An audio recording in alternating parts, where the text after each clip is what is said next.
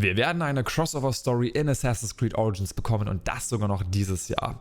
Glaubt ihr mir nicht? Keine Sorge, ich habe für euch eine Menge Informationen, ein Interview mit Ubisoft, ein kommendes Update für Origins und viele weitere Dinge. Dementsprechend bleibt gerne dran. Momentan gibt es ja noch kein offizielles Update, kein offizielles Statement zu den Crossover-Stories für Origins. Also warum sprechen wir heute darüber in diesem Video? Naja, in den letzten Wochen haben wir eine Menge Informationen erhalten, die neues Licht auf die ganze Sache werfen. Und ich möchte heute mit euch jeden Hinweis durchgehen, Schritt für Schritt, um euch aufzuzeigen, dass diese Crossover-Story wirklich kommen wird. Und ich werde auch die Frage beantworten, wann die Crossover-Story genau kommen wird. Das wird sehr interessant auf jeden Fall. Dementsprechend lasst uns mal in das letzte Jahr springen, in den August. Da wurde ja bei dem 60 FPS Update von Odyssey schon viel darüber geredet, dass man ein 60 FPS Update für Origins auch möchte, für die Next-Gen-Konsolen. Und Ubisoft hat zu dem Zeitpunkt nichts gesagt, keinen Kommentar abgegeben. Bis zum Dezember 2021 zum AC Day. Dort haben sie nämlich in einem Tweet geschrieben, dass sie sich das Ganze angucken werden mit dem 60 FPS Support für Assassin's Creed Origins und dass wir uns gedulden müssen. Und seitdem kam erstmal gar nichts. Wir hatten nichts, wir hatten keine Informationen, wir wussten von keinem weiteren Support und saßen quasi auf heißen Kohlen. Bis vor einer Woche, denn dort haben wir den ersten Hinweis, die erste Neuigkeit zu Assassin's Creed Origins bekommen, und zwar von der Seite PlayStation Game Size. Die hat einen Tweet rausgehauen, die Seite, zu einem Datenbankeintrag im PlayStation Network zu Assassin's Creed Origins, einem neuen Update 1.6.0 und dass dort ein Franchise-Menü hinzugefügt wird und eine bessere höhere Framerate auf PlayStation 5 Konsolen gewährleistet wird, wenn man Origins spielt. Und das Ganze diese Woche kommen soll.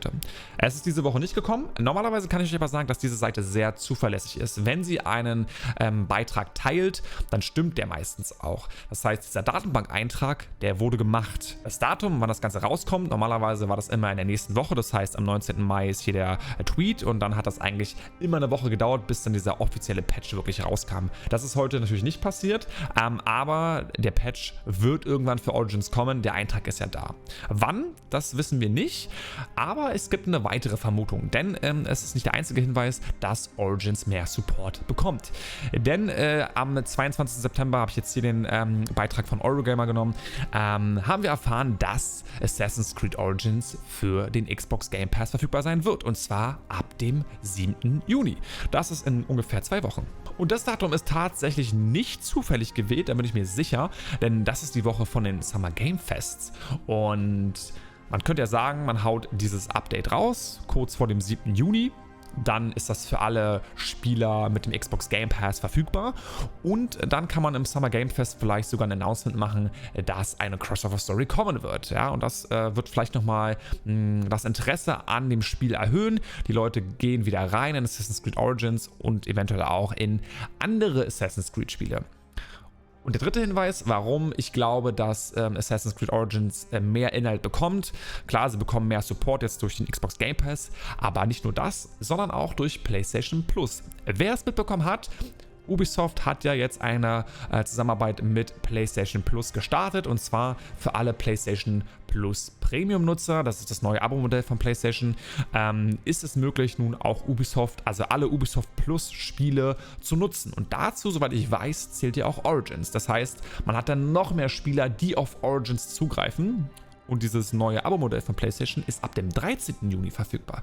Das wäre also ein wunderbarer Zeitraum, um ganz viele Spieler auf einmal wieder in Origins reinzuholen, weil sie vielleicht Bock haben, sich vor dem Crossover nochmal ein bisschen einzuspielen. Und das wäre der dritte Hinweis, den wir in den letzten 2 Wochen bekommen haben. Aber sind wir mal ehrlich, reicht das, um zu sagen, hey, okay, da wird auf jeden Fall eine Crossover-Story kommen? Natürlich nicht. Aber ich habe natürlich noch ein paar mehr Informationen. Ein Interview mit Ubisoft habe ich ja für euch, das habe ich gesagt. Und das habe nicht ich geführt, sondern die Mentor-Skill. Wir hatten als Mentor-Skill die Möglichkeit, im Februar mit den Entwicklern von den Crossover-Stories ein Interview zu führen. Und das haben wir auch getan. Und da sind eine Menge Fragen bei rumgekommen, eine Menge Antworten, die extrem relevant sind für die Zukunft der Crossover-Stories, die uns da ein bisschen was verraten. Ich ich habe die ganzen Fragen nicht niedergeschrieben, sondern das war ein Mitglied der Mentors Guild, und zwar Mystic Hero. Ich habe den Twitter-Account hier in die Beschreibung mal gepackt. Schaut gerne mal vorbei. Lasst gerne mal Unterstützung dort. Vielen lieben Dank auf jeden Fall für das Niederschreiben, weil so können wir uns jetzt die Fragen angucken. 14 sind es tatsächlich an der Zahl. Allerdings besprechen wir heute nur 3. Die restlichen Fragen werde ich in einem extra Video zu den Crossover Stories mit euch teilen. Hier sind aber wirklich 3 Fragen relevant. Die erste Frage, die wir gestellt haben, die wirklich eine Relevanz hatte für die Zukunft der Crossover Stories, war folgende.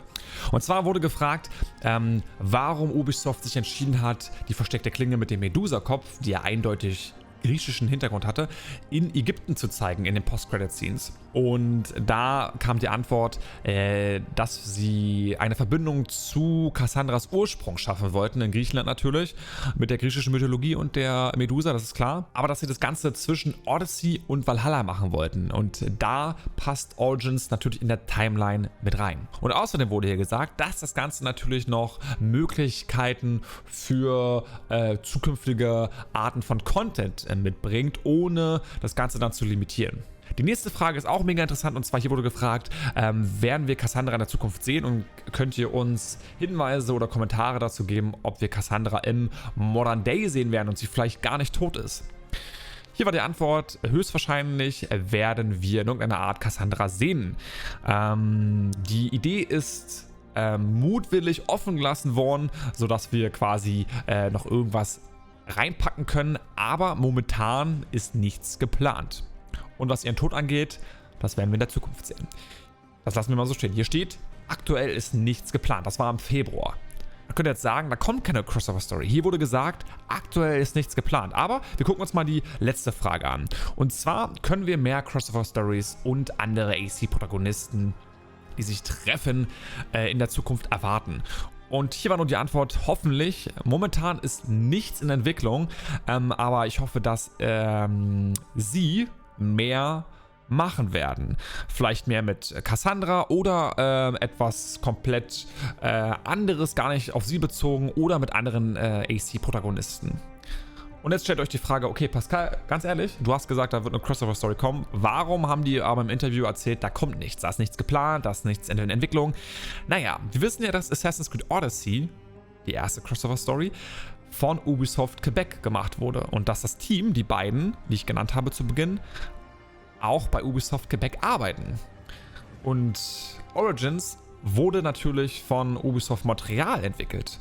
Und dementsprechend würde, das ist die rein logische Schlussfolgerung, die nächste Crossover-Story von Origins sicherlich auch von Montreal gemacht werden. Das ist natürlich ganz klar, dass er sagt als Quebec-Mitarbeiter, na gut, klar, in Quebec planen wir gerade gar nichts. In Quebec ist gerade nichts in der Entwicklung.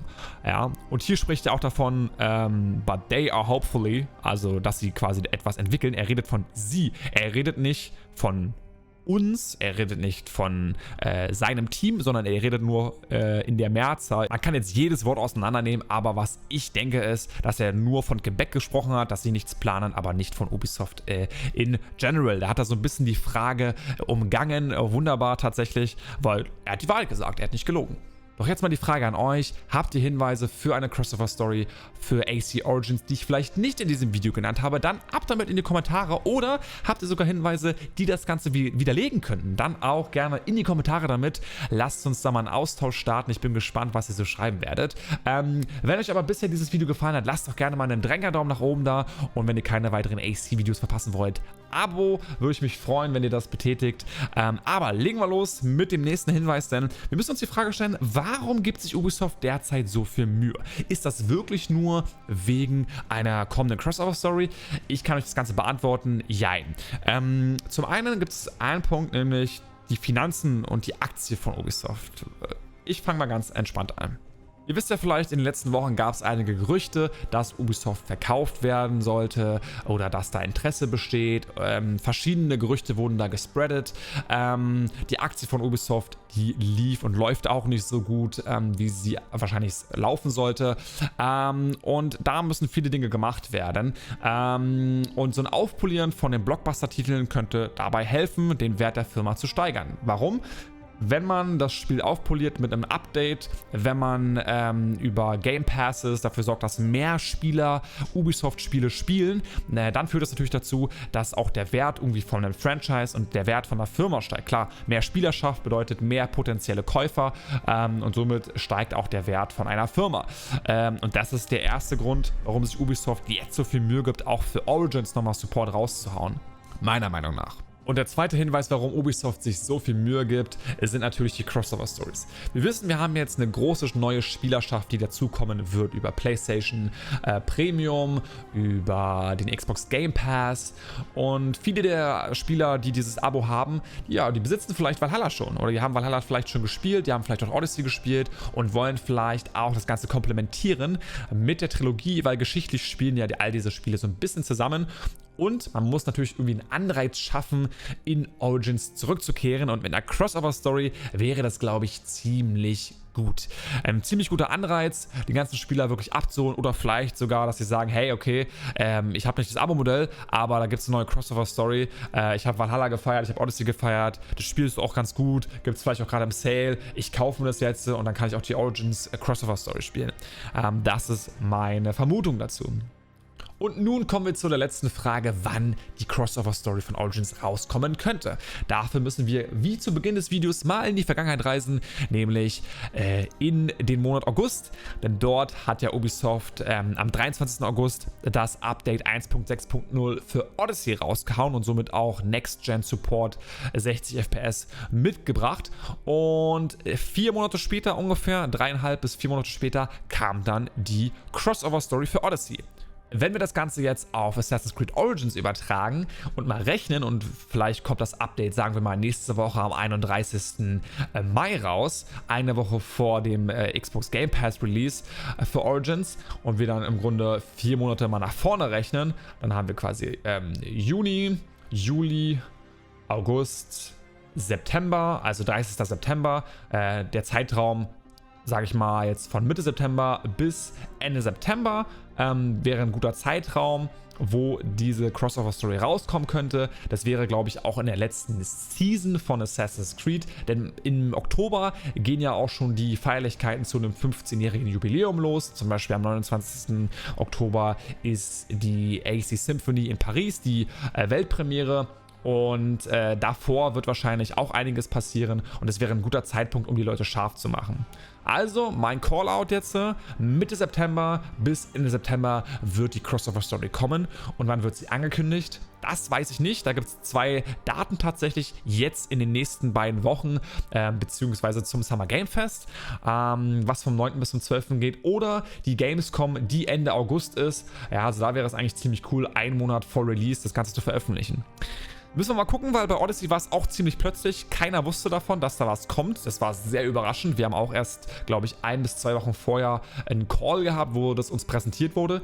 Und da bin ich mal sehr gespannt. Doch was ist eure Meinung jetzt? Ihr habt die ganzen Informationen. Wann schätzt ihr ein, wann das Ganze kommt? Mein Callout, wie gesagt, ist Mitte September bis Ende September. Gucken wir mal und ich bin gespannt. Final kann man sagen, Crossover Story würde definitiv Sinn machen. Es wurde schon was gehintet in der Post-Credit-Scene von den Crossover Stories von Odyssey.